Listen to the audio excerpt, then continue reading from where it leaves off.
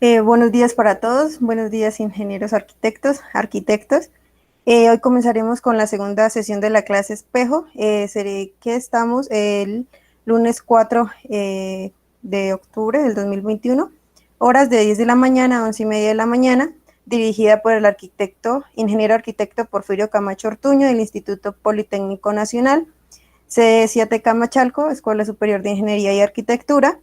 El tema a tratar el día de hoy sería gestión ambiental del espacio público y equipamiento urbano, teniendo en cuenta que el convenio para la clase espejo se basa en las asignaturas de ecología urbana por la Universidad Internacional del Trópico Americano Unitrópico y manejo y gestión de áreas verdes por el Instituto Politécnico Nacional.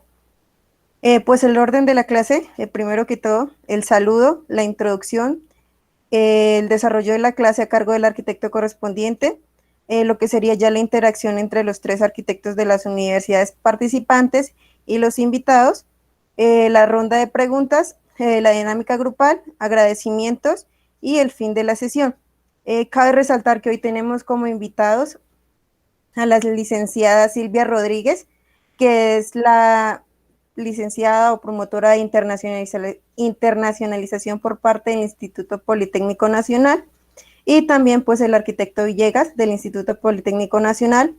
Como lo mencionó el ingeniero arquitecto José Porfirio Camacho, hoy también tenemos y contamos con la agradable presencia de Edson Jair Morales, el presidente del Ilustre Colegio Nacional de Ingenieros Arquitectos de México, también encabezando por parte del Ilustre Colegio Nacional de Ingenieros Arquitectos de Ciudad de México, que se encuentra la arquitecta Ingrid Montserrat Quiñones Áviles, Jorge Arturo Bermejo Espinosa, Paul Isaías Soriano Cruz, Edson Jaire Morales Maravilla, José Daniel Martínez Lagunas, Estefanía de la Rosa Hernández, Citlali Yamanik Sandoval Cortés y Talentino Camacho Luisidad. Pues a continuación daremos a conocer lo que sería ya la semblanza currícula del ingeniero arquitecto José Porfirio Camacho Ortuño, que es el ingeniero que dará hoy a conocer el tema de la segunda sesión de la clase espejo.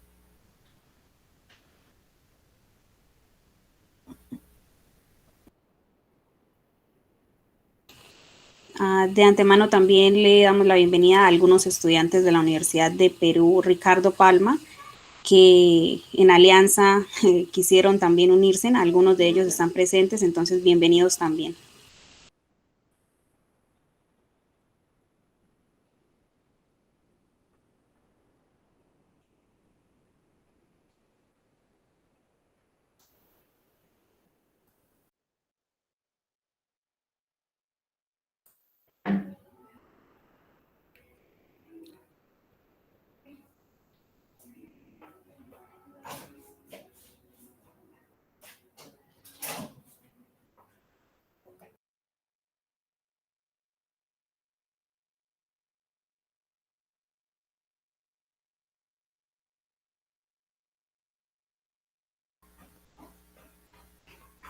Bueno, semblanza curricular del ingeniero arquitecto José Porfirio Camacho Ortuño, Instituto Politécnico Nacional, Escuela Superior de Ingeniería y Arquitectura.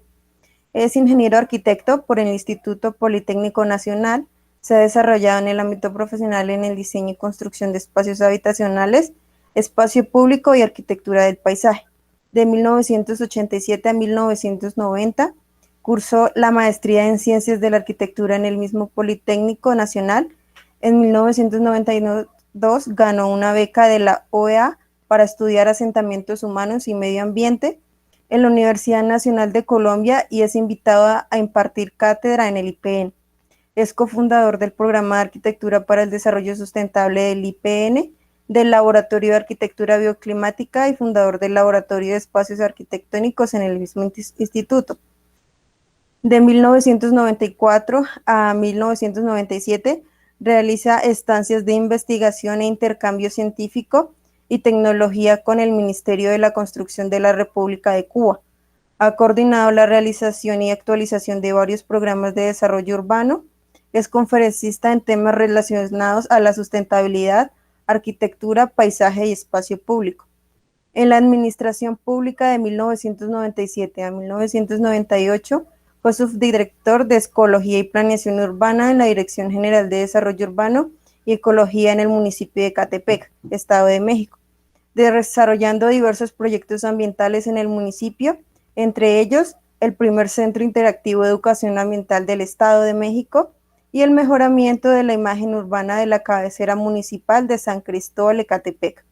En 2001 y 2002 ocupó la coordinación de proyectos alternativos y estudios espaciales en la Dirección de Servicios Urbanos de la Delegación Iztacalco en Ciudad de México, participando en la organización del primer foro del agua en la demarcación, impulsando el uso de tecnologías amigables con el medio ambiente. Durante el 2007 fue asesor del director general de Bosques Urbanos y Educación Ambiental de la Secretaría del Medio Ambiente del Gobierno del Distrito Federal. Colaboró activamente en la elaboración del Plan Verde de la Ciudad de México. De 2008 al 2013 se desempeñó como subdirector de proyectos y programas del Bosque de San Juan de Aragón, donde coordinó la elaboración del Plan Maestro del Bosque de San Juan de Aragón, con la participación de la UNAM, del Instituto Politécnico Nacional y la UAM, la Secretaría de Obras y Servicios y otras dependencias del Gobierno de la Ciudad de México, así como la elaboración, gestión y realización del Programa de Rehabilitación Integral de 2007 a 2012 del mismo bosque. Desde el 2019 forma parte de la red de consultores en humedales artificiales de la SEDEMA de la Ciudad de México. En 2019 recibió la presea Jorge Ojeda Barrera en la categoría de docencia por el Ilustre Colegio Nacional de Ingenieros Arquitectos de México. A la fecha imparte cátedra en asignaturas de composición arquitectónica, urbanismo y medio ambiente. Es presidente de la Academia de Urbanismo de la Escuela Superior de Ingeniería y Arquitectura del Instituto Politécnico Nacional y secretario general del Ilustre Colegio Nacional de Ingenieros Arquitectos de México. Esta fue la semblanza curricular del ingeniero arquitecto José Porfirio Camacho Ortuño, y daremos a continuación a conocer lo que sería ya el tema a tratar, que es gestión ambiental del espacio público y equipamiento urbano. Pues muchas gracias, Laura, muchas gracias, Nazli. Gracias a todos los que están por aquí. Voy a compartir una ventana para que podamos observarla. ¿Ya se está observando, Nazli? Sí, señor. Ok, bueno, el tema del día de hoy es la gestión ambiental del espacio público y equipamiento urbano. El espacio público fue tratado de manera amplia por mis colegas de la UAM, la sesión pasada, hace 8 días, y el día de hoy pues vamos a manejar o vamos a precisar parte de lo que es la gestión. Y déjenme empezar con esta frase, este dicho que ustedes también deben de conocer: de buenas intenciones está lleno el camino al infierno. Y de buenas intenciones está lleno también nuestros bosques, nuestros parques, nuestras banquetas. Y la imagen que les presento es, la verdad, aberrante, pero es de las buenas intenciones que terminan muy mal, porque son tres arbolitos, una palmera, un eucalipto y un fresno, en un trozo de suelo que por supuesto está compitiendo, está haciendo competir a los tres seres vivos, y que de alguna manera va a hacer que solamente uno sobreviva al paso del tiempo.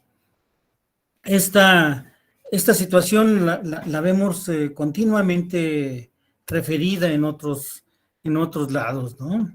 Y quiero hacer de inicio mención sobre qué es una gestión, qué es el concepto de gestión, que es el tema de hoy, porque tiene que ver con lo que hacemos de manera cotidiana.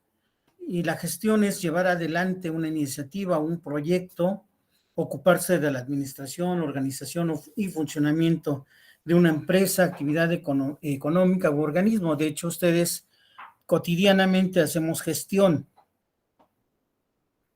el hecho de que estemos en una universidad, de que ustedes estén estudiando, estamos haciendo ya una gestión para llevar a cabo un proyecto de nosotros que es hacer una carrera profesional. Dicho de otra manera, la gestión se refiere a todas aquellas actividades y trámites que se realizan con la finalidad de resolver una situación o materializar un proyecto.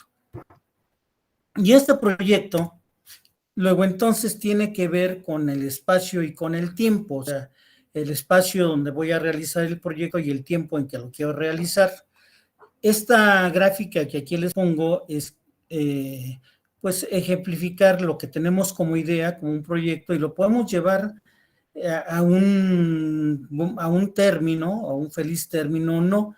En la diapositiva, alguien tiene la idea de una reforestación, se lleva a cabo esta reforestación, pero al paso del tiempo, esta reforestación empieza por las especies vegetales, por las especies elegidas para ella, empieza a causar problemas de inseguridad a la gente, empieza a generar que por una especie mal elegida, con un viento puede caerse un árbol y termina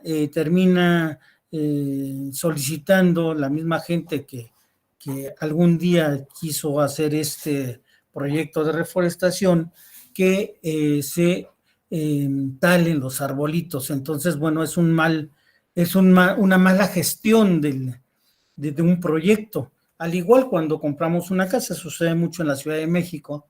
La Ciudad de México, pues es una de las ciudades más grandes del planeta. Cuando compramos una casa, pues tenemos que ver varias cosas, ¿no? Gestionamos recursos, hacemos una cantidad importante de actividades, y cuando la tenemos, a veces me doy cuenta que para llegar o para transportarme de mi casa a las actividades que cotidianamente realizo, pues se lleva una cantidad de tiempo pues muy grande, hablamos de horas. Esta ciudad, tenemos que hablar de horas en el desplazamiento, 1 o 2 horas a veces, y pues a veces no es una buena decisión, no fue una buena decisión la ubicación de nuestras casas. Ahora, esto es por parte de la gestión, pero vamos a ver qué es la gestión ambiental. Esta definición es de la Red de Desarrollo Sostenible de Colombia. Es una definición de gestión ambiental como el proceso orientado a resolver, mitigar y o prevenir los problemas de carácter ambiental con el propósito de lograr un desarrollo sostenible. La imagen que ustedes ven, o que no ven, es la Ciudad de México también. Es la Ciudad de México en algún momento de nuestra historia, cuando teníamos la mayor parte de los días del año en esta situación, con una contaminación muy alta, que parecía neblina, y los edificios prácticamente solo se recortaba en el horizonte. Una de las situaciones que nos llevó hace 20, 25 años a iniciar procesos de gestión ambiental para mejorar la calidad del aire. Y de alguna forma hemos tenido los resultados que habíamos esperado. La gestión del aire o el aire, la contaminación del aire ya es menor. Prácticamente hay muy poquitos días ya con esta situación de neblina o de smog en la ciudad. Ya son los menos, pero hace 30, 25 años era lo que cotidianamente veíamos en la ciudad. ¿Y cómo se define el desarrollo sostenible? Esta es la misma definición de la Red de Desarrollo Sostenible de Colombia: aquel que permite al hombre el desenvolvimiento de sus potencialidades y su patrimonio biofísico y cultural, garantizando su permanencia en el tiempo y en el espacio. ¿Cómo se define esta parte, perdón, del desarrollo sostenible. Entonces, es aquella parte que me permite trascender con lo que tengo y a incrementar ese patrimonio que tengo. Bueno, luego entonces llamamos esto de la gestión ambiental y del espacio y del tiempo, que debe contener un antes, un durante y un después de la gestión, sobre todo en la parte del espacio público, que no es un espacio solamente que pertenezca a una familia, a una persona, sino que es el que pertenece a todos, y el espacio público empieza en la calle, saliendo de mi portal, de mi casa, ya tengo mi primer espacio público, que es la calle, la acera, el parque, la plaza, todo esto que entendemos como espacio público, y tenemos a veces una serie de ideas sobre el espacio para mejorarlo, y a veces no tenemos mucha claridad en ello. Entonces, esa es la parte del antes, el trabajo que tenemos que hacer antes de hacer una intervención, durante la intervención y después de la intervención. Como arquitectos o futuros arquitectos, pues esto también es nuestra actividad cotidiana. Cualquier obra que yo haga, cualquier construcción que yo realice, cualquier proyecto que yo proponga, siempre va a haber una repercusión en el sitio donde lo realice. Entonces, la manera en que yo lo realice puede ser afortunada o desafortunada, puede ser amigable al medio ambiente o no amigable, y de esto va a depender pues el éxito o no éxito de mi proyecto. Por eso la gestión ambiental, que a pesar de que es a veces una materia o un elemento muy poco visto por los arquitectos, pero cotidianamente cuando estamos en el estudio no lo vemos demasiado, pero cuando estamos en la práctica profesional, ya en la praxis, la gestión ambiental se vuelve un elemento protagónico para llevar a cabo un buen proyecto. Y la característica principal o la característica fundamental de esta gestión ambiental es que no se puede hacer con una sola mente, no se puede hacer solamente con un solo equipo de profesionales, sino que el carácter o la característica de esta gestión debe ser socialmente participativa y socialmente incluyente. O sea, tiene que ver con la gente que va a vivirla, la gente que va a tener ese beneficio de ese proyecto, porque en algunas ocasiones nosotros arquitectos pensamos una cosa, pero la gente puede pensar otra. Y particularmente las personas son las que van a gozar o a sufrir lo que el arquitecto haga. Luego entonces, el carácter de esta gestión ambiental o la principal característica de esta gestión ambiental en lo social es que debe ser participativo e incluyente. En lo social, porque eso da viabilidad al proyecto. Nosotros podemos tener la viabilidad técnica, pero a lo mejor la viabilidad social es algo que no siempre vemos, y esta parte de un proceso participativo es fundamental. Por eso, aparte de esta gestión ambiental en lo referente a lo social y referente a lo técnico, nos va a dar esta característica ahora ya del desarrollo sostenible de ese proyecto. O sea, va a ser el proyecto sostenible, no solamente social, sino también ambientalmente, y que en una de las definiciones de la normatividad mexicana, podemos medir ese grado de éxito o no de la sostenibilidad, que definida como un proceso evaluable mediante criterios e indicadores de carácter ambiental, económico y social, que tiende a mejorar la calidad de vida y la productividad de las personas. con base en medidas apropiadas de conservación del equilibrio ecológico, protección del ambiente y aprovechamiento de recursos naturales. Esta gestión ambiental que vamos a hacer de nuestros proyectos y sobre todo en el espacio público con la característica de socialmente viable, o sea, que sea incluyente y participativa, pues nos va a dar esta posibilidad de generar un proyecto con mayor éxito. ¿Para qué? Para que todas las cosas que nosotros hagamos, para que todas las cosas que nosotros realicemos no comprometan la satisfacción de las necesidades de las generaciones futuras. Si algo nos ha enseñado pues la pandemia es que somos comunidad, es que no podemos vivir en lo aislado, no podemos vivir en lo solo, que tenemos que enfrentar estas problemáticas, vicisitudes de la vida en forma de comunidad. Y es como comunidad también debemos de valorar no solamente lo que tenemos, sino lo que vamos a dejar. Esta imagen me gusta mucho, no sé, ustedes son muy jóvenes, posiblemente no hayan visto la película 2001, Odisea del Espacio de Stanley Kubrick. Si no la han visto, valdría la pena que la vieran, es una película muy interesante y esta es una de las escenas al final de la película. Bien.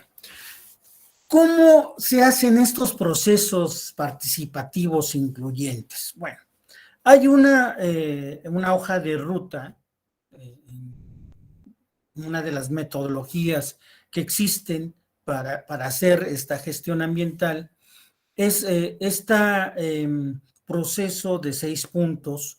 Uno, que es la conceptualización del proyecto. O sea, vamos a ponerle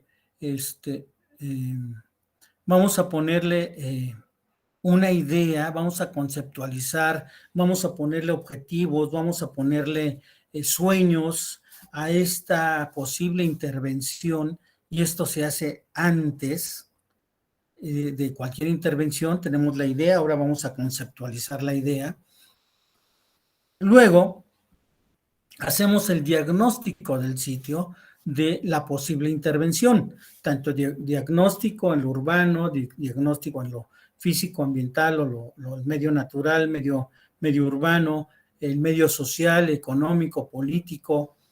Vamos a hacer un diagnóstico. Mientras más amplio y claro sea el diagnóstico, en el entendido que es un ejercicio de análisis, mejor vamos a entender el lugar donde va a ser nuestra posible intervención.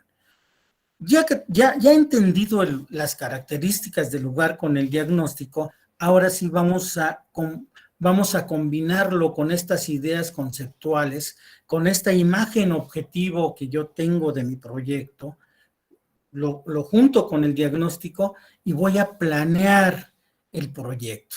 Vamos a planear junto con la gente el proyecto. Vamos a planear junto con el equipo de profesionales el proyecto. Vamos a planear de manera incluyente y de manera participativa el proyecto. De esta forma, podemos ir generando estas posibilidades de que sea viable en lo social. Si nosotros como profesionales solamente planeamos y después queremos valorar socialmente o presentar socialmente este proyecto, es muy probable que tengamos oposiciones al mismo, porque no hay una participación de la gente, no hay una participación de aquellos que pueden ser los beneficiarios o los afectados incluso de un proyecto, de una intervención en un espacio público. Por eso se dice, y cierto, que la gestión ambiental sí es un proceso más complejo, es un proceso más tardado, pero es un proceso que se van dando pasos certeros y pasos, si bien a veces un poco tardados, pero sí de manera que la gente, que los posibles beneficiarios lo puedan ir valorando y lo puedan ir validando. Entonces, en este proceso de planeación, pues ya se da este intercambio de ideas y se pasa al siguiente punto, que es la parte del diseño, ya propiamente dicho, con todas estas ideas de la imagen objetivo, del diagnóstico y de la planeación que nosotros hemos trabajado con la gente, y vamos hacia el diseño.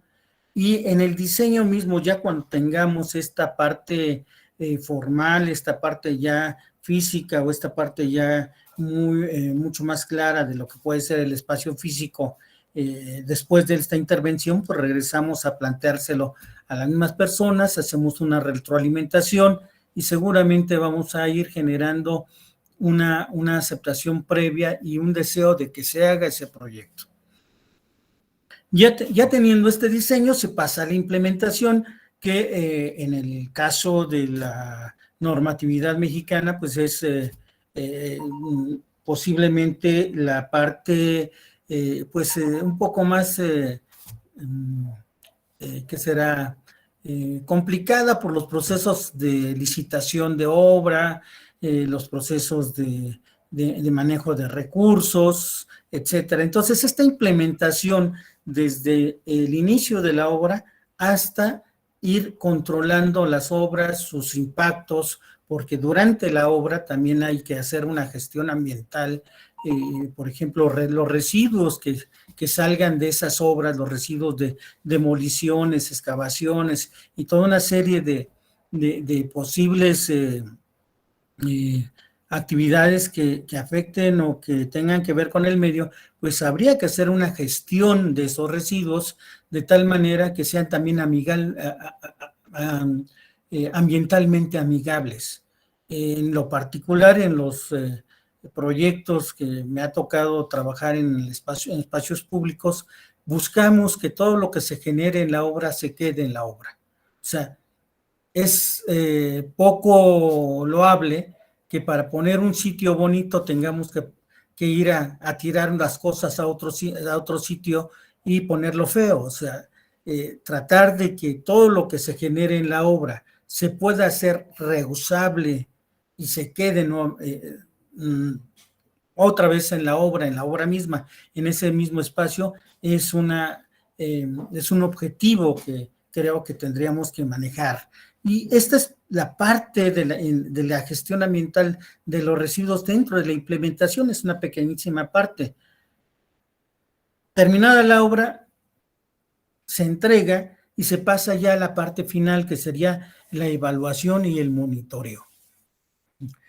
No es posible, o ambientalmente hablando, que se deje la obra y se abandone, sino que es mucho mejor darle un monitoreo, un seguimiento, ir evaluando cómo se comporta esta intervención o cómo se va desarrollando esta intervención por sí misma, por la parte ambiental, la parte social, la parte económica, y irlo monitoreando, porque eso nos da también aprendizajes. Entonces, como ven, esta línea, esta hoja de ruta o esta línea de ruta, tiene como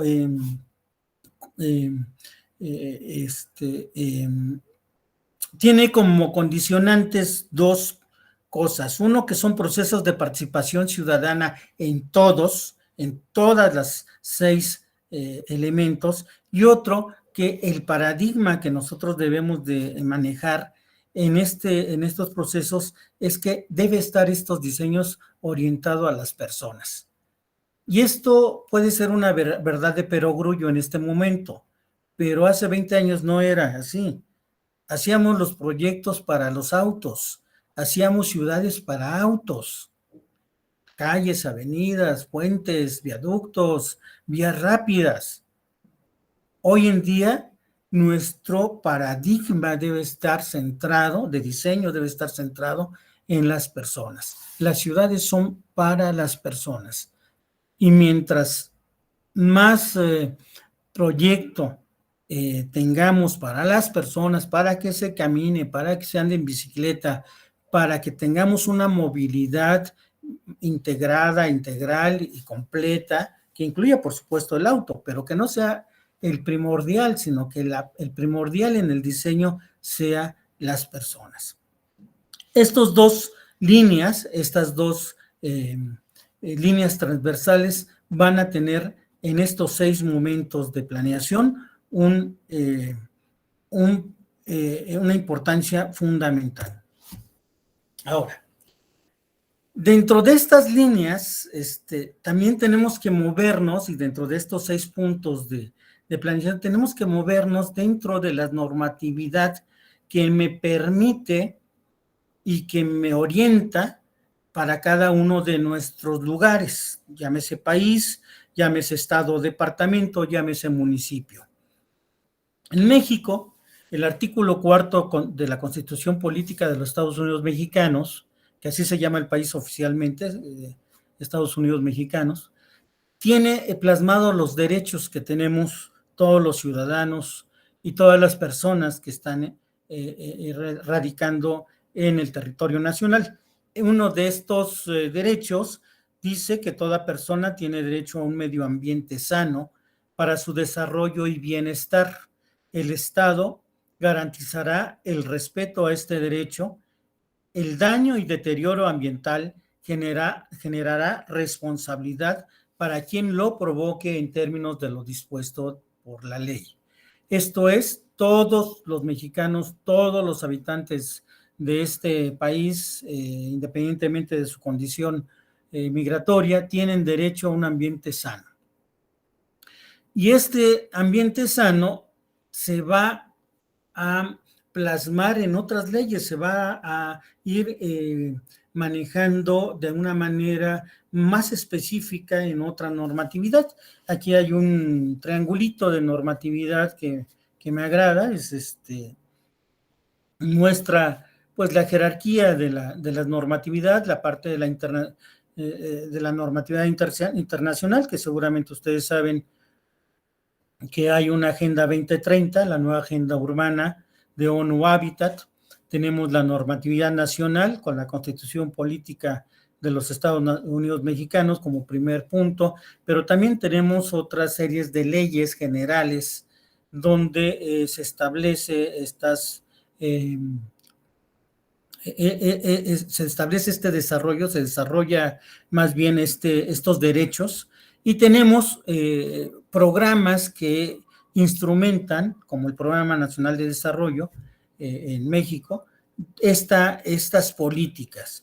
Luego tenemos la parte de los estados o departamentos, aquí en México se llaman estados, que tienen leyes también aplicables solamente a su territorio. Las leyes nacionales son para todo el territorio nacional, las leyes estatales solamente para el territorio del estado, y los municipios que no tienen una capacidad de legislar leyes o reglamentos, solamente tienen una pequeña forma de legislar que se llama bandos. Entonces, sin embargo, los municipios son los que operan todas las demás normas y todas las demás leyes, todas las demás ordenamientos. Son los municipios los que ordenan y operan estas normatividades. Y ya pasando a la parte cotidiana de nuestro hacer, todo proyecto urbano arquitectónico recibe estas normatividades que se expresan en las leyes, todos estos conceptos, todos estos derechos, todas estas obligaciones que establecen las leyes, los reglamentos, los códigos, toda la normatividad es la que recibe o la que afecta o la que va a influir en todo proyecto urbano arquitectónico. Y dentro particularmente de estos proyectos urbano-arquitectónicos, normalmente nosotros tenemos por lo menos 2 tipos de normatividades a cumplir: la normatividad urbana y la normatividad ambiental. ¿Por qué digo normalmente? Porque, bueno, también hay una normatividad laboral que tiene que ver con la parte ya de los trabajadores. Esta la voy a dejar para otra ocasión. En este caso nada más vamos a manejar la normatividad urbana y la normatividad ambiental como parte condicionante de lo que es un proyecto urbano arquitectónico y sobre todo en un proyecto de espacio público. La imagen que ustedes ven es un parque lineal recientemente inaugurado en este año, 2021, por la jefa de gobierno de la Ciudad de México. La Ciudad de México no tenemos gobernador, por lo menos no se llama así. En todos los estados del país hay un gobernador.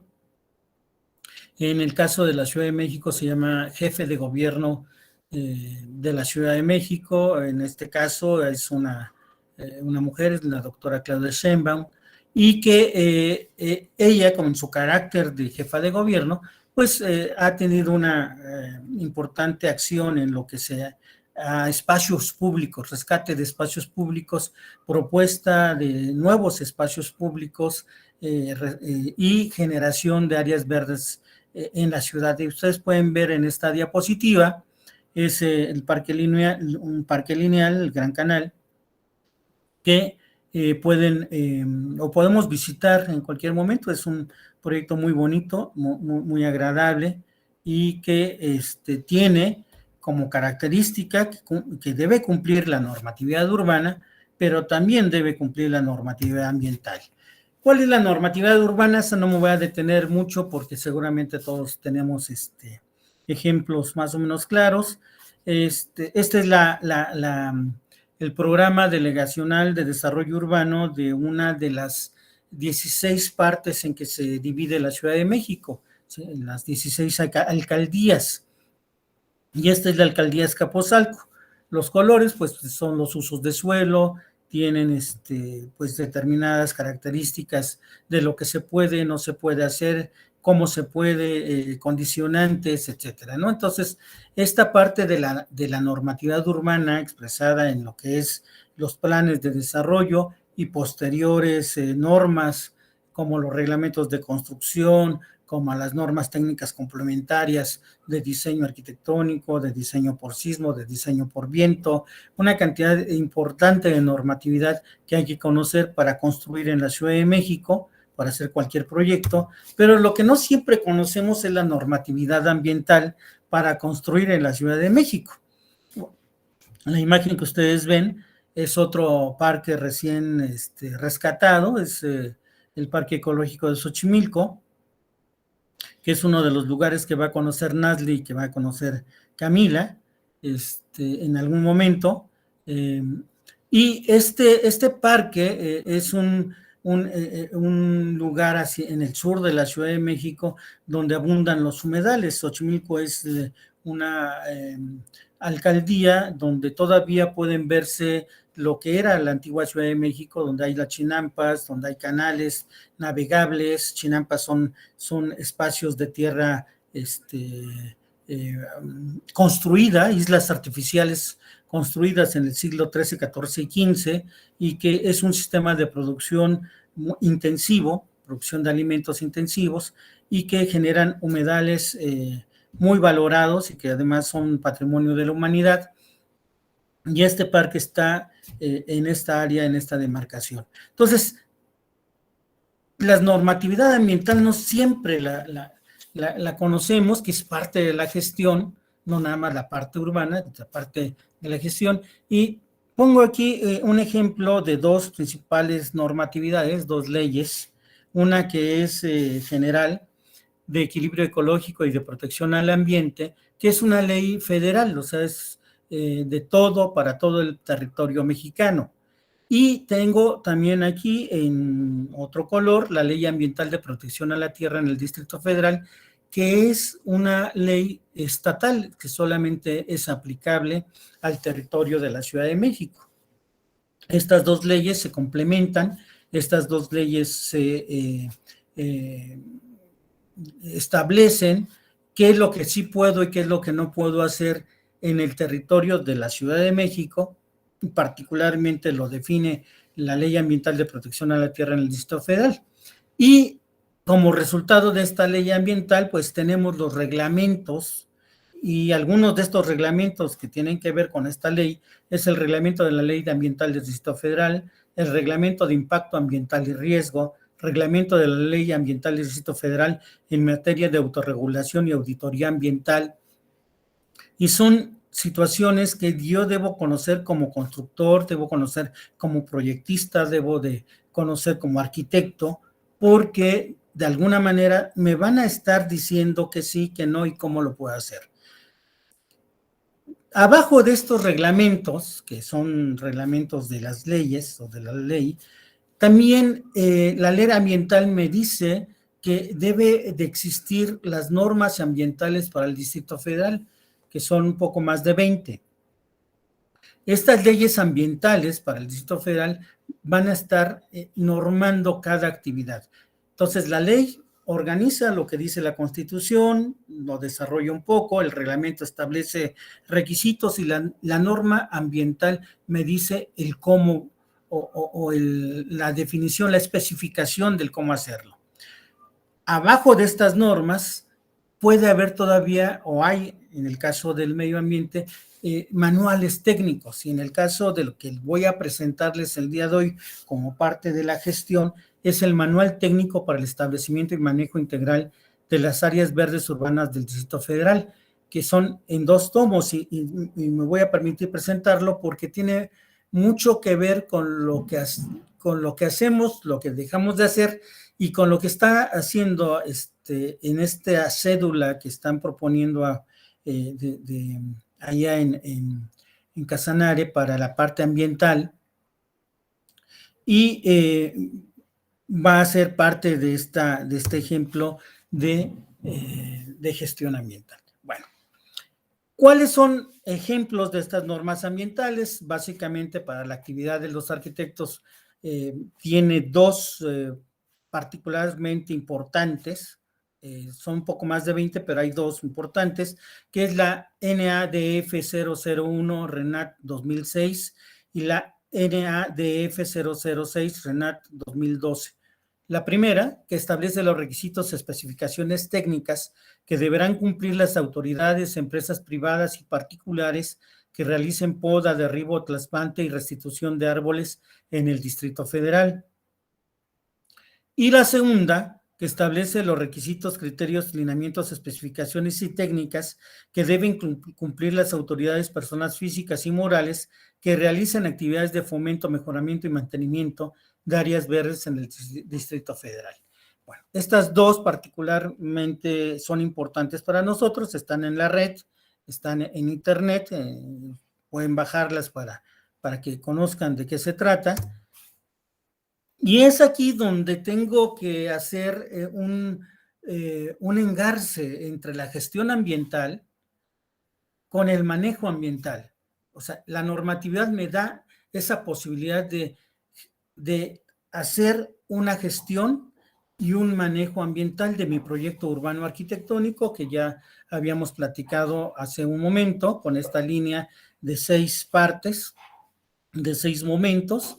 Y esto del manejo ambiental, ¿qué es? Bueno, se define como manejo al conjunto de actividades que incluyen, tratándose de recursos naturales, la extracción, utilización, explotación, aprovechamiento, administración, preservación, restauración, desarrollo, mantenimiento y vigilancia de un área verde.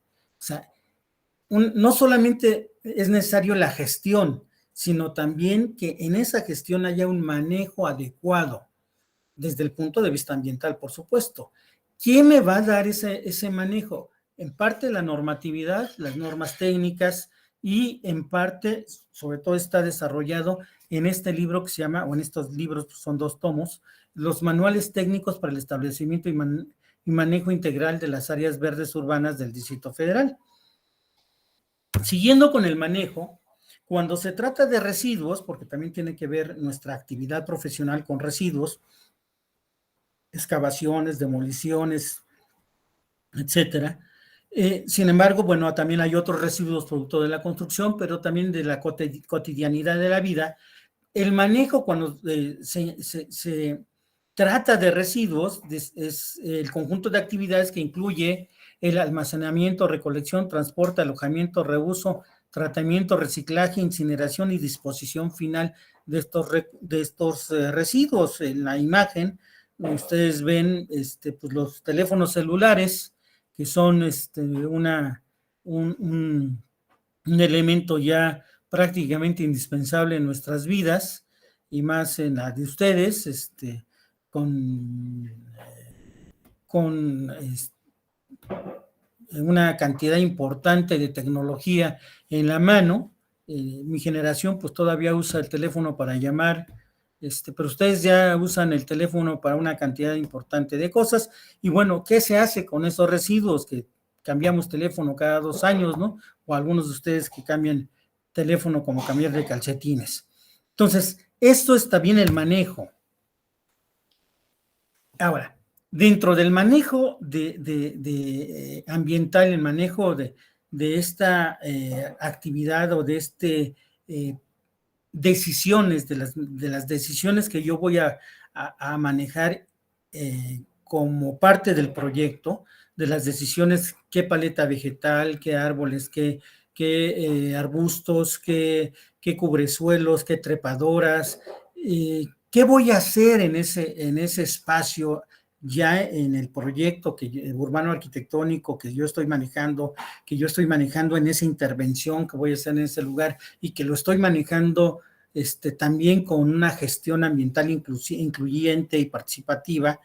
Bueno, pues tengo que saber las características del lugar donde yo voy a trabajar, que es parte del diagnóstico, pero también lo que ha dicho la normatividad, lo que ha dicho ya los estudios especializados sobre ese lugar. Entonces, en la Ciudad de México, este manual de manejo de áreas verdes distribuye o clasifica la ciudad o el territorio de la Ciudad de México por unidades ambientales. ¿Qué es una unidad ambiental? Es la caracterización y zonificación del suelo urbano de la Ciudad de México con base en sus similitudes físicas, biológicas y su problemática ambiental. Esto es, cuánto llueve, de qué suelo tiene, qué altitud, qué temperatura, pero también qué contaminación, qué densidad urbana tiene alrededor, qué tipo de contaminantes, ruidos, gases, polvos, etcétera. Toda esta parte urbana y parte físico-geográfica del territorio que me permite caracterizarlo en unidades más o menos homogéneas y tratar de zonificar o más bien hacer una zonificación con esas unidades homogéneas llamadas unidades ambientales. ¿Con qué fin? Con el fin de evaluar y determinar el potencial de los recursos y así programar el uso de suelo de un territorio. O sea, ya caractericé el territorio, ya lo hice por unidades ambientales más o menos similares en cuanto a características, y ahora voy a manejar los recursos, o sea, todo lo que son los árboles, arbustos, cubresuelos, trepadoras, y voy a ver qué grado de resistencia tienen para ciertas cosas, para ciertos componentes del suelo, del aire, de contaminación, de ruido, etcétera. Entonces, estos recursos, pues yo voy a darle también una caracterización de qué tan resistentes pueden ser a ciertas características y, por supuesto, qué tan conveniente entonces es el uso en esas unidades ambientales físico-geográficas ya establecidas. Y el resultado, pues, de esta cruce entre la caracterización física, ambiental y urbana con la caracterización de la vegetación existente, esta relación, cuando yo lo relaciono, pues me va a dar dos componentes fundamentales. Uno es la adecuación de las especies vegetales a ese espacio, a esa unidad ambiental en específico. Y que en el caso de este manual lo determina con números 1, 2 y 3. El número 1 dice que es adecuada a las condiciones del sitio. Entonces, voy a tener una tablita, que más adelante se las voy a presentar, de árboles que en esa unidad ambiental son adecuados. Entonces le voy a poner el 1, 1, 1. Este árbol es 1, 1, 1, 1. Son adecuados. El número 2 me dice que son resistentes a las condiciones del sitio. No es tan adecuado, pero es resistente. Entonces, este árbol le voy a poner el 2 porque es resistente, no es tan adecuado. Y el número 3 no es adecuado, no es resistente, pero tolera. Entonces se va a ver medio tristón, se va a estar viendo medio gris el follaje, pero tolera las condiciones del sitio. Entonces, el árbol X va a ser adecuado, el Y va a ser resistente y el Z va a ser tolerante, ¿no? Entonces, esas adecuaciones de las especies vegetales surgen de este cruce. Y lo siguiente que sale de este cruce son las recomendaciones del manejo para esa vegetación. Insisto, no nada más es para árboles, para arbustos, para cubresuelos, para trepadores, en general para toda la vegetación. Y las recomendaciones de manejo pueden estar ya especificadas en este manual con una M, que es mantenimiento, CT, que debe ser controlado. O sea, el M en mantenimiento, bueno, si es adecuado, pues solamente se le tiene que ir podando, dando cierto mantenimiento. Si es CT, tiene que haber control. ¿Por qué? Pues porque posiblemente sea una especie con una fronda bastante amplia, que hay que darle cierto control en su crecimiento.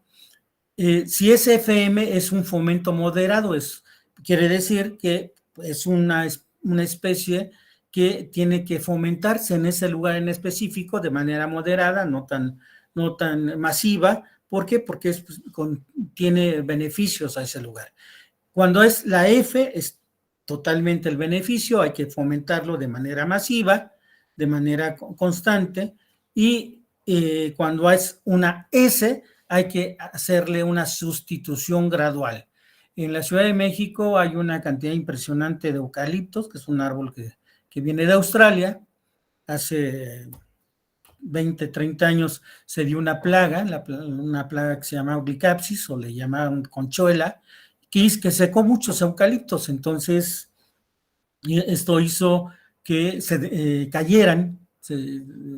Son árboles muy altos, muy, muy grandes, muy corpulentos, y cuando se secan con un viento fuerte, se caen con mucha facilidad, y entonces puede generar riesgos tanto a las personas como a su patrimonio. Entonces, el eucalipto es una especie que hay que sustituir de manera gradual.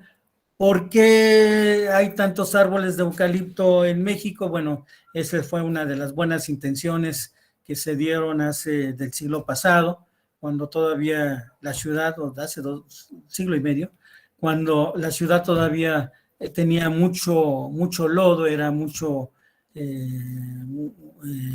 todavía tenía reminiscencias más visibles de lo lacustre que era el territorio. Entonces, pues se plantaron eucaliptos para desecar muchos de los sitios, y entonces crecieron sobremanera, se reprodujeron, y bueno, pues tenemos ahora el problema de que hay que sustituir gradualmente el eucalipto. Gradualmente, porque como hay bosquetes de eucalipto, pues no vamos a dejar desnudo el suelo, hay que irlos sustituyendo de manera gradual. Y hay especies de NR que son no recomendables.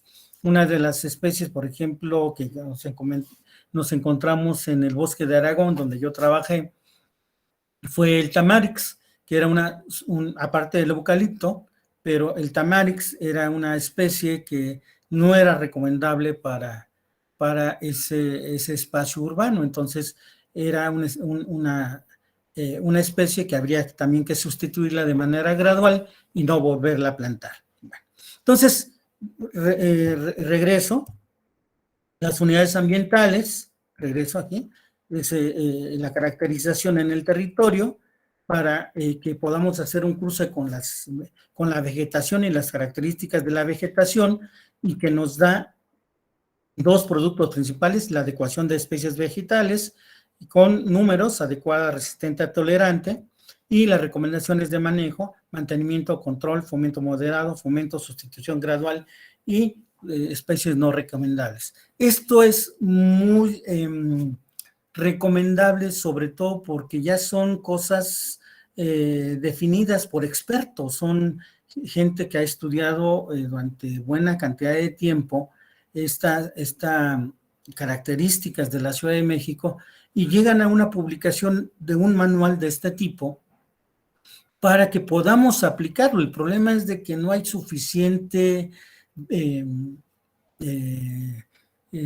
publicidad, no hay suficiente extensión de este conocimiento, y seguimos teniendo buenas intenciones, pero malas decisiones.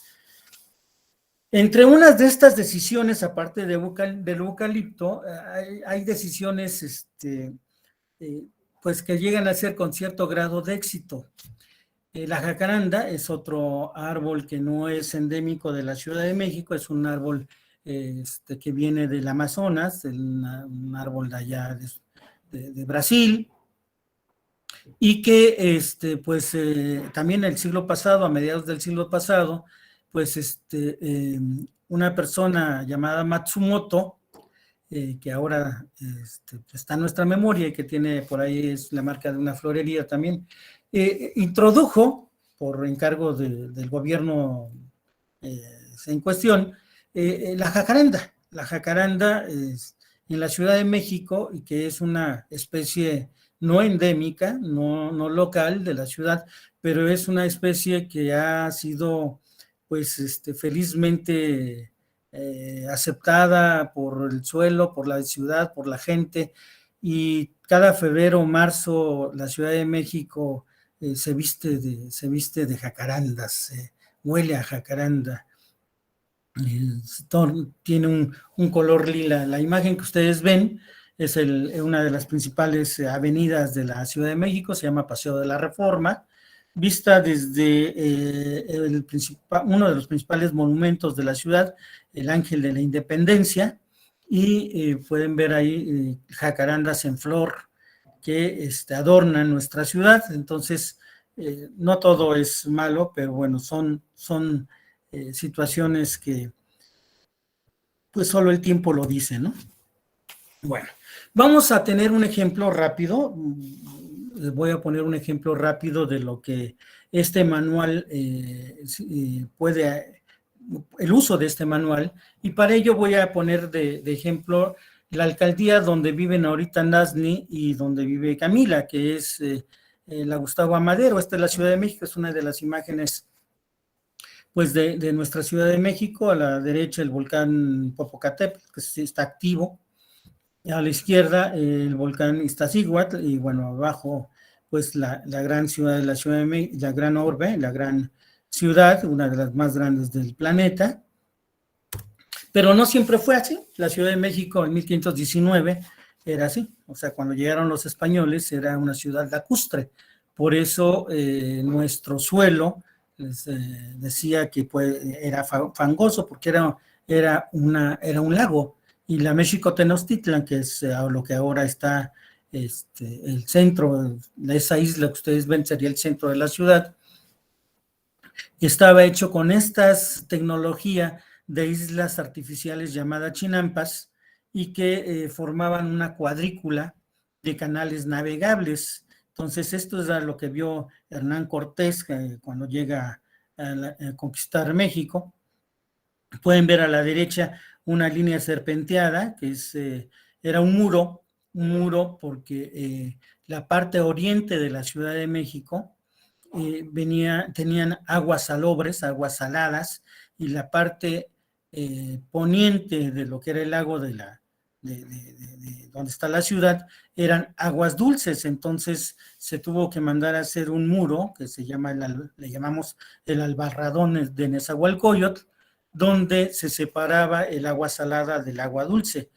pero todo era agua finalmente. Por eso la parte poniente de la ciudad tiene mejores condiciones para el crecimiento de la vegetación, y la parte oriente de la ciudad, que tiene sal en el suelo, tiene unas dificultades mayores para el establecimiento de la vegetación. Entonces eso ya lo sabemos.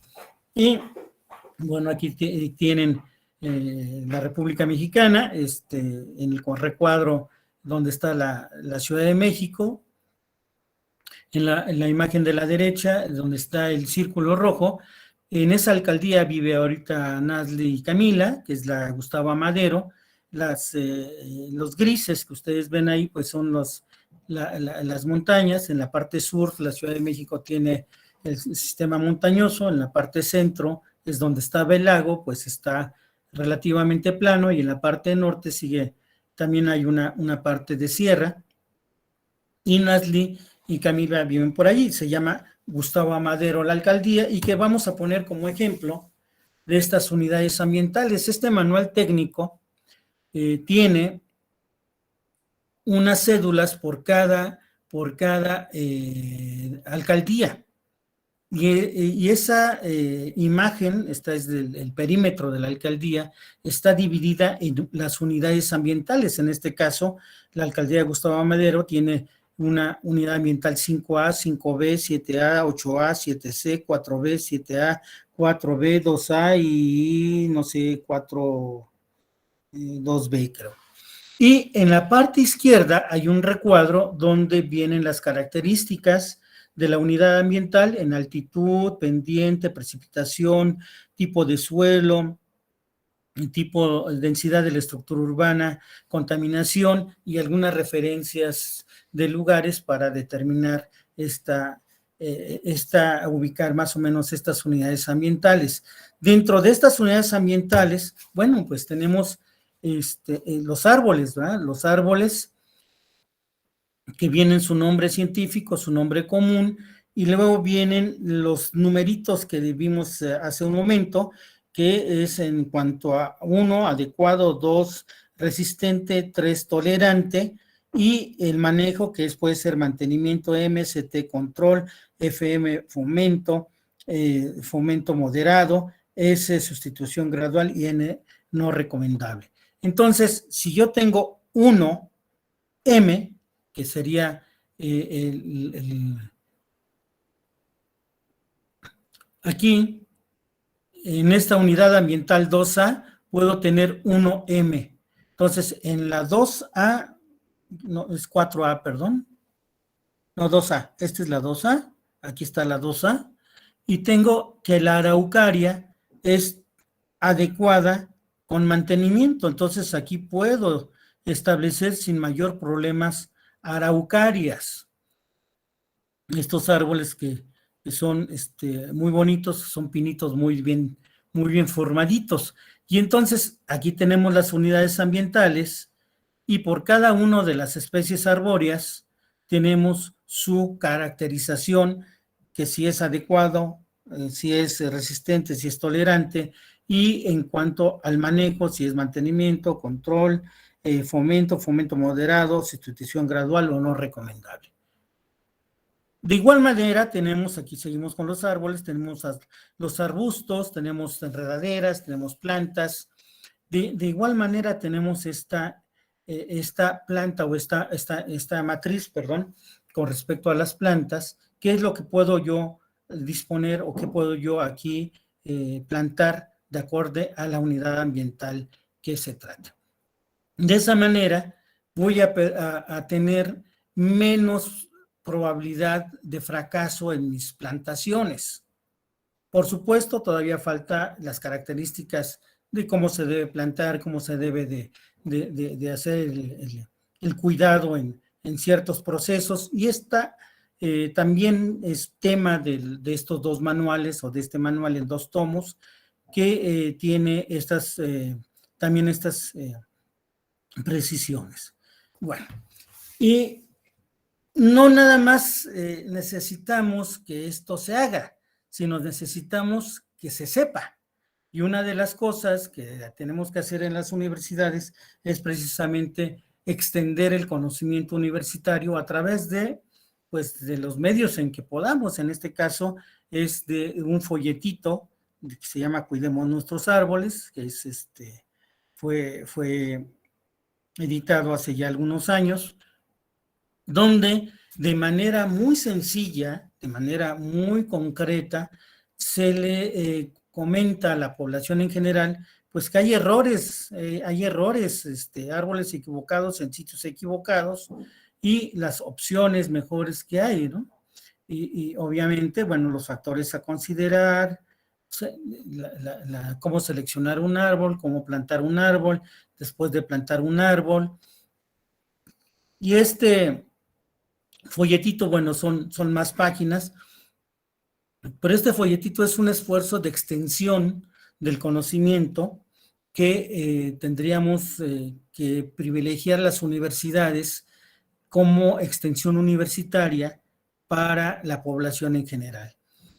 Algo que todavía, por lo menos aquí en México, tenemos pendiente todas las universidades, lo hacemos, pero no es suficiente. Es una ciudad muy grande, la Ciudad de México, pero sí es una materia pendiente. De tal forma que empecemos a promulgar estas ideas de por qué gestionar y por qué manejar ambientalmente nuestros espacios públicos, empezando por la calle, desde el efecto de la isla de calor, que ustedes deben de conocer, que es que en los centros de las ciudades, por la cantidad tan grande de concretos y asfaltos, pues tiene entre 3 y 6 grados más de temperatura que alrededor de la ciudad. En el caso de la Ciudad de México, estamos hablando que de la parte sur de Xochimilco, donde vieron los bosques, los manglares, los humedales, tiene alrededor de entre 6 y 8 grados de diferencia con el centro de la ciudad. Entonces, la isla de calor, pues es necesario que gestionemos este espacio público de la calle, que es el más común, con vegetación, pero no con cualquier vegetación, porque si hacemos esto, pues vamos a obtener esto, ¿no? O sea, cuando no tenemos claro qué especie es la que vamos a manejar, y al rato el pobre arbolito pues lo van a tirar, está condenado a muerte, porque pues alguien con buena intención, pero con nula información, se le ocurrió plantarlo acá, y vean lo que hizo con la banqueta. Entonces, lo mejor es hacer esto. Entonces, hacerlo bien también depende de esta información que le demos a las personas y que primeramente tenemos que obtener nosotros, ¿no? Y esto me da pauta a que no nada más platiquemos del proyecto arquitectónico, o sea, porque a veces somos bien orgullosos de los proyectos, sino cómo lo gestionamos y cómo lo manejamos. Este es el bosque de Chapultepec, es uno de los grandes, el bosque más importante del país, no nada más de la Ciudad de México, y este es el plan maestro, lo hizo un arquitecto paisajista llamado Mario Shedman. Esta es la primera sección del bosque de Chapultepec, un gran cuerpo de agua, un pulmón de esta ciudad, que está al poniente de la ciudad. Este es el plan maestro, lo que tuve la fortuna de coordinar, del bosque de Aragón, con algunos cambios en los paradigmas que habíamos manejado para hacer de este bosque un espacio público de integración social y urbana, promotor de una nueva cultura ambiental y modelo administrativo propio para un área de valor ambiental, y que ha sido, afortunadamente, un éxito en cuestión de biodiversidad. Este es un bosque que se ha estado caracterizando ya por sus acciones en favor de la biodiversidad urbana. Este humedal artificial que está dentro de este lago se hizo para mejorar las condiciones del agua y mejorar las condiciones de la biodiversidad, con tanto éxito que acaban de inaugurar un segundo humedal. Este es un acuático, este es un humedal terrestre, y que han permitido que se incremente la cantidad de biodiversidad y de aves que aquí emigran, ¿no? Que es un área de emigración de fauna muy importante. ¿Cómo logramos eso? A través de un instrumento llamado programa de manejo. El programa de manejo es un instrumento rector de planeación y regulación que establece las actividades, acciones y lineamientos básicos para el manejo y la administración de las áreas de valor ambiental. O sea, es un programa que me va a decir qué sí hacer, qué no hacer, muy específico ya para el proyecto que yo realicé. Y ese es el producto que va a terminar los jóvenes de esta materia de manejo y gestión de áreas verdes van a terminar realizando un programa de manejo. Ahora bien, y estos programas de manejo de estos parques pues, me van a permitir llevarlos en el paso y en el tiempo de manera adecuada, de manera sostenible, sustentable, de manera también viable desde el punto de vista de mantenimiento, pero la discusión que en este momento voy a brevemente a manejar es que si es equipamiento o es infraestructura estos parques, porque en nuestro sistema normativo de equipamiento urbano de México, que lo expidió una Secretaría de Desarrollo Social, que ya no existe en 1999, en el tomo 5, dedicado a recreación y deporte, resulta que los jardines, parques, juegos, parques de barrio, áreas de ferias, eran manejados como equipamiento. ¿Cuál es la definición de equipamiento? Que es un conjunto de edificios y de espacios de uso público donde se realizan actividades complementarias. Entonces, oficialmente, hasta el siglo pasado, finales del siglo pasado, la normatividad mexicana reconocía a los parques y jardines como equipamiento, pero a partir de este nuevo siglo y conforme hemos visto las consecuencias de los cambios climáticos, hemos empezado a migrar esa idea de equipamiento a considerarlos como infraestructura verde. ¿Qué es la infraestructura? Que es el conjunto de elementos o servicios que se consideran necesarios para la vida. O sea, el equipamiento puede o no puede existir. La infraestructura debe existir, si no, no hay vida. Entonces, a partir pues de esta ya segunda o de esta segunda década del 21, pues ya hemos considerado a los parques como de equipamiento, lo hemos migrado a la infraestructura. Y la infraestructura normalmente la clasificamos en verde, pero también en gris y en azul. Gris, todo lo que es concreto; verde, todo lo que es plazas verdes o parques; y azul, todo lo que es cuerpos de agua.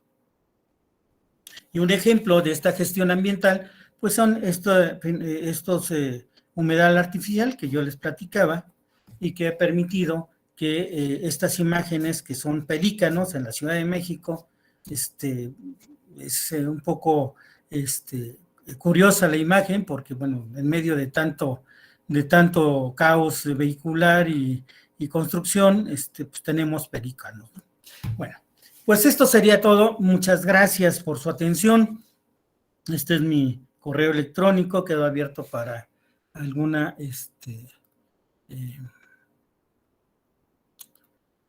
alguna pregunta.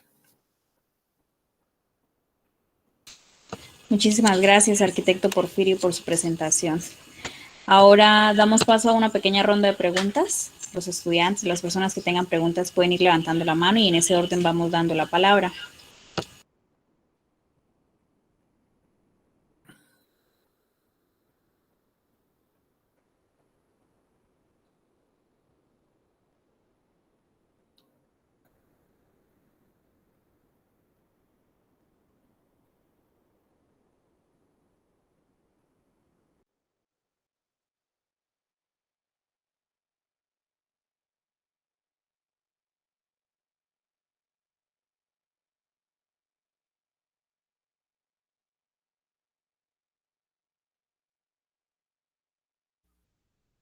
Bueno, buenos días. Debido a que pues al parecer no hay ninguna pregunta por parte de los estudiantes de ambas universidades que se encuentran aquí, entonces pues algún arquitecto pues tendrá algún punto o alguna pregunta que quiera hacerle al expositor, al ingeniero arquitecto Porfirio.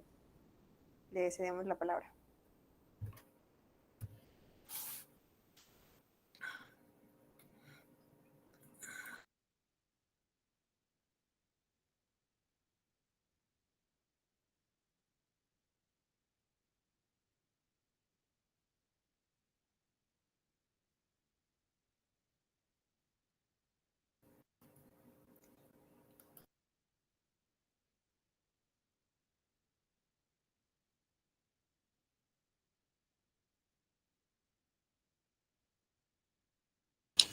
Adelante, Alcántara.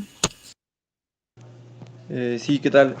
Bueno, yo nada más tengo una pregunta, profesor. De lo mencionó en su momento y hizo el ejemplo de lo que son los eucaliptos y y las jacarandas, de cómo fueron introducidas en el país y cómo no son endémicas. Entonces, mi pregunta es, en qué momento uno se da cuenta cuando este tipo de especies no endémicas crean una afectación al medio? No sé. Bueno, en general, cualquier vegetación no endémica causa afectación, mayor o menor, cualquiera, porque estás cambiando nichos de otras especies animales. Cuando vemos a veces que sí tomamos malas decisiones es cuando ya es un poco tarde. Por ejemplo, esta parte del eucalipto que se tomó para desecar ciertas áreas y que pues se plantaron muchos y ahora vemos ya que tiene una consideración negativa en general en la ciudad, pero en general es preferible darle valor a lo endémico, a la vegetación propia del lugar, tanto un valor, como se decía en la clase espejo pasada, no solamente funcional, sino también ambiental. Entonces, es generalmente, si tú vas a hacer un proyecto en la playa, busca en la playa, en el lugar donde tú vas a hacer el proyecto, qué vegetación es la endémica. Esa es la mejor decisión. Ya en algunos casos, con algún control, puedes tener a lo mejor uno o dos árboles, pero una o dos especies, pero ese uno o dos especies seguramente se van a reproducir, quiera o no lo quiera uno, ¿no? Entonces, preferiblemente busca vegetación endémica y que va a ser una buena decisión reproducirla en tu proyecto.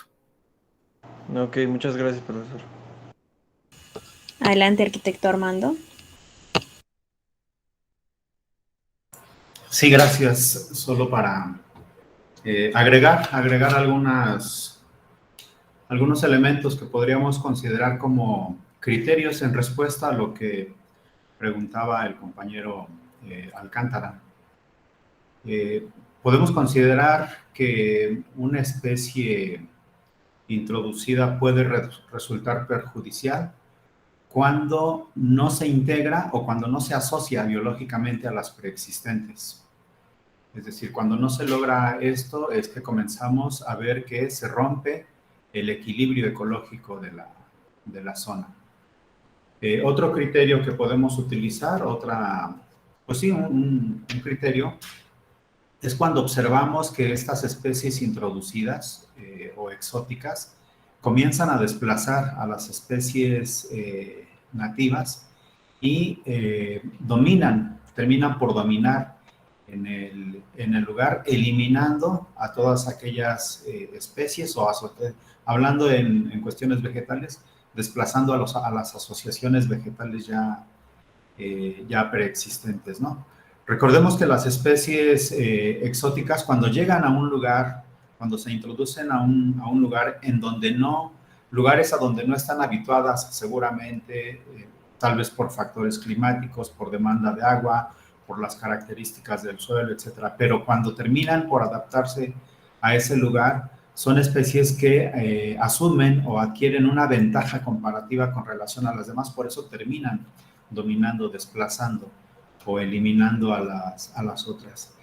Y otro de los aspectos que también hay que tomar en cuenta es que cuando estas especies desplazan a las nativas, no solamente rompe con el equilibrio ecológico de la zona en términos de asociaciones vegetales, también la fauna que depende de esas asociaciones vegetales termina siendo desplazada o erradicada del lugar.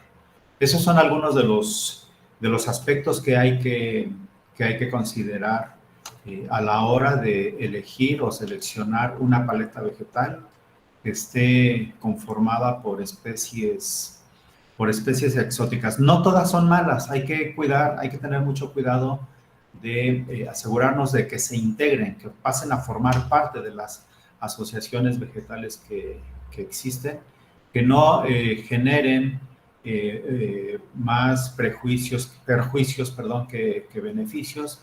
En fin, a estos, ¿cómo le podríamos llamar? Estos ejercicios no son inmediatos, llevan tiempo porque tenemos que esperar a que pasen los ciclos, por ejemplo, por lo menos un periodo de lluvias para que esa especie se adapte al lugar o muestre su nivel de adaptación. En fin, son procesos que llevan un poco de tiempo, ¿no? El ingeniero, bueno, el arquitecto Camacho ya mencionó algunos ejemplos muy claros en el caso de la Ciudad de México. Se refirió al eucalipto, que fue introducido a principios del siglo pasado, a las jacarandas también, traídas por Tatsugoro Matsumoto, y como esas hay otras especies que han terminado por dominar algunas zonas de la ciudad. Y muchos años después, cuando ha habido oportunidad de evaluar el impacto de estas especies, nos damos cuenta de que a veces es casi imposible remediar su presencia en algunos lugares, ¿no?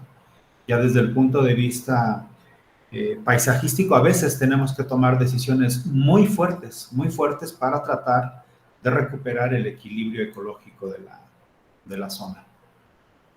Gracias.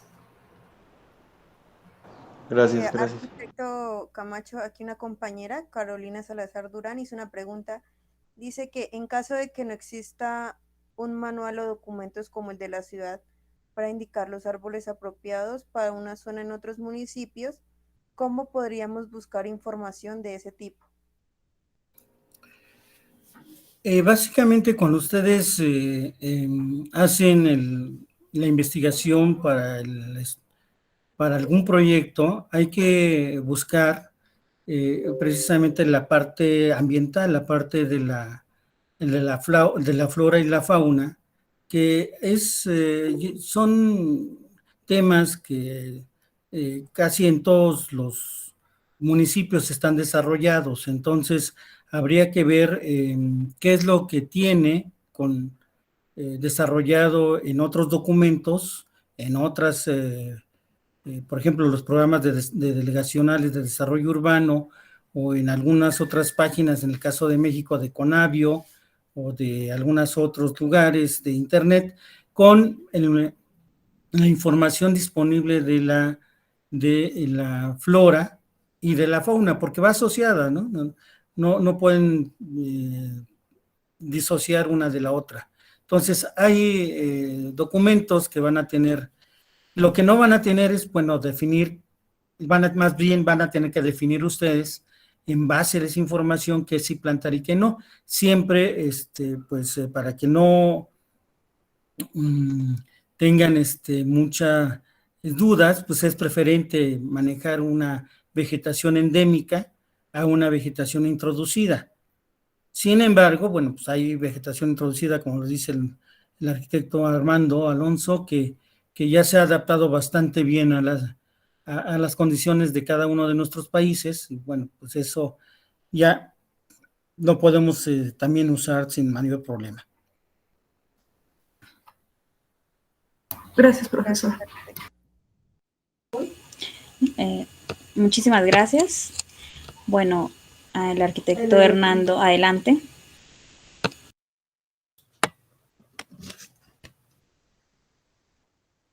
Bueno, muy interesante la charla de nuestro colega Porfirio. He estado hoy también tomando atenta nota de todo lo que he escuchado. Muy importante el enfoque que tienen ustedes del hecho de que han pensado el tema para ciudades grandes y territorios extensos, y eso es una visión que de pronto nosotros no habíamos tenido porque tenemos un casco urbano pequeño por ahora, y que básicamente estábamos pensando lo que es Yopal hoy en día, pero no lo hemos pensado que en el futuro puede crecer, y es fundamental lo que nos ha transmitido Porfirio, el hecho de tener muy definidos las unidades ambientales, los diferentes sectores, la forma como el suelo y el territorio varía de acuerdo a esas características de vegetación, que no, aunque nosotros tenemos unos estudios bien interesantes en materia de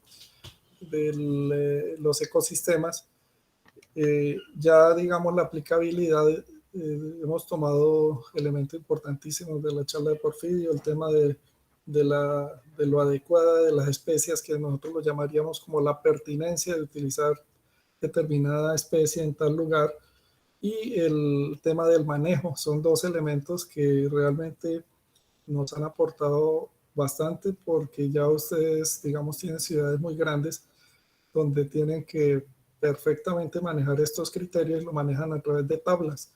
Esto también, pues, supongo yo, ha partido de toda una investigación preliminar que se han hecho, digamos, allá en las universidades, una ciudad pues bastante antigua donde se ha hecho bastante investigación, entonces tienen muchos insumos para alimentar esa información. Nosotros estamos todavía con una ciudad pequeña, estamos reconociendo nuestro territorio, nuestras especies, pero pienso que la metodología que estamos utilizando nosotros y que la vamos a ver la próxima clase tiene también algunos aspectos valiosos que hemos nosotros tomado, y de hecho pues lo estamos proyectando a nivel, o sea, nos ha tocado aprender de otras áreas con equipos interdisciplinarios, y casi que hemos llevado el tema de la arborización al dibujo por parte de los mismos alumnos, para que ellos se conviertan también en, como nos lo decía Porfirio,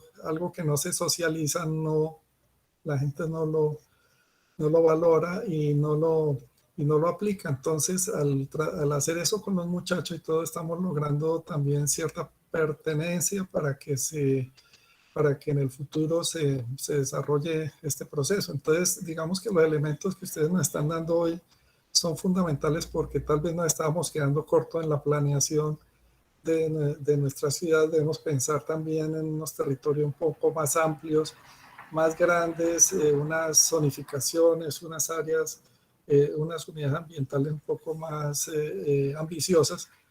Y importantísimos los criterios que nos están transmitiendo. Yo quería poner como ejemplo el caso de las especies endémicas y las especies de otras regiones. Aquí tenemos, por ejemplo, en Yopal el caso del árbol del chiminango, que es el mismo gallinero, no sé cómo lo llaman allá en México, no tengo aquí la tabla. Es un árbol precisamente de allá de México. Y es un árbol que llegó aquí y se ha esparcido por todo el municipio, porque las aves consumen muchísimo la fruta, una semillita que tiene, y entonces lo esparcen por todo el territorio. Y esta especie ha sido supremamente invasiva y nos ha desplazado cantidad de especies, pero a su vez ha cumplido una función muy valiosa, porque, por ejemplo, en el Parque La Iguana, un terreno que necesitamos reforestar, fortalecer con vegetación, con mucha raíz, pues realmente ese árbol ha sido una posibilidad de rápido crecimiento y nos ha protegido la ciudad. Eso lo vamos a ver también en la exposición. Entonces todo tiene sus más y sus menos, y esas son las que tenemos que evaluar en estas escalas. Eso por poner un ejemplo. Y pues de todas formas yo pienso que tal vez lo más importante es el hecho de que todos estos elementos que pues, la verdad ustedes nos han transmitido son elementos que nosotros vamos a considerar en la cartilla. Yo les voy a hacer en la próxima clase una exposición de ya cómo estamos estructurando la cartilla, e inclusive al final pusimos un cuadro resumen que surgió de escucharlo a ustedes, un cuadro resumen donde vamos a poner esas características a nivel de resumen sobre las características de cada árbol, de tal forma que quede muy fácil recoger la información que ustedes nos han ido planteando, si es una especie de fuera o es una especie local, qué características tiene, cómo es la raíz, para que la persona que lo consulte muy rápidamente a través de una tabla final pueda consultar precisamente esos datos. Y ante todo, pues la cartilla va a tener también los dibujos arquitectónicos, porque allá lo hemos llevado para que los muchachos lo dibujen de acuerdo a las características que tiene, para que en sus proyectos de una vez vayan incorporando la vegetación correcta de acuerdo a su proyecto. Digamos que son los dos elementos nuevos, pero todo esto lo estamos estructurando básicamente con todos los insumos que nos están facilitando ustedes, y yo sí vuelvo y les agradezco porque eso ha sido un gesto supremamente de hermandad, el hecho de que ustedes nos estén alimentando toda esta información para poder nosotros hacer una mejor cartilla. Y ese es un propósito concreto, es una tarea específica. La estamos logrando, y yo pienso que con las dos charlas nos han suministrado una cantidad de información vital, y eso yo creo que se va a ver reflejado el próximo lunes cuando pueda presentarles ya un anticipo de cómo va a quedar esa cartilla, y pues eso se va a deber también en gran medida a ustedes. Muchas gracias. Muchísimas gracias, arquitecto Hernando. Licenciada Silvia, adelante. Buenos días a todos. Pues gracias por la invitación a esta clase espejo. Y bueno, como parte de las actividades académicas de las alumnas de su universidad y quienes participan en el programa de movilidad académica, la verdad es que estamos muy orgullosos y entusiasmados por todas estas actividades que se generan a partir de la movilidad, ya que fortalecen el aprendizaje de los estudiantes y nos permite además promover que más estudiantes elijan a la Escuela Superior de Ingeniería y Arquitectura como una sede para sus próximos periodos de movilidad. Entonces, agradecerles mucho a ustedes por la generación de estas actividades, profesores, arquitectos, muchas gracias, y hagan extensiva, chicas, Nazli, Laura, las compañeras de Perú, a los compañeros de su universidad, que siempre serán bienvenidos a la ESIA y al Instituto Politécnico Nacional como parte de la movilidad. Desafortunadamente a ustedes les tocó una movilidad virtual por la pandemia y la situación sanitaria que vivimos en todo el mundo, pero esperemos que a partir del próximo periodo, para agosto-diciembre, ya tengamos más compañeros de ustedes en nuestra escuela. Muchas gracias. Gracias, profesores. Muchísimas gracias, licenciada Silvia. Bueno, ya viendo que se está cumpliendo el tiempo para finalizar nuestra reunión, entonces vamos a dar nuestros agradecimientos inicialmente al arquitecto Porfirio por su clase del día de hoy, al IPN, Instituto Politécnico Nacional de México, al maestro Armando de la UAM, Universidad Autónoma Metropolitana de México, a los estudiantes de Unitrópico, Universidad Internacional del Trópico Americano, a los arquitectos que participaron el día de hoy del Ilustre Colegio Nacional de Ingenieros Arquitectos de México, también a los estudiantes de la Universidad Ricardo Palma de Perú que ingresaron, a la Oficina de Movilidad Internacional de Unitrópico, a la ORIC y a la Facultad de Arquitectura de Unitrópico. Pues muchísimas gracias a todos por la asistencia, por estar aquí. Espero que esto haya sido de gran aporte para todos ustedes, y pues que estos espacios se hacen en pro de toda la educación de los estudiantes. No sé si alguien quiere agregar algo más. para dar por terminada la reunión. Pues gracias por su atención. Gracias, Nazli. Gracias, Camila. Gracias a todos. Buenas tardes y muy buena la Gracias, presentación. arquitectos. Gracias, Marqués. Muchísimas gracias. Muchísimas Nos vemos gracias. la próxima. Muy amable. Muchas gracias, muchas felicidades. Felicidades, Porfirio. Gracias.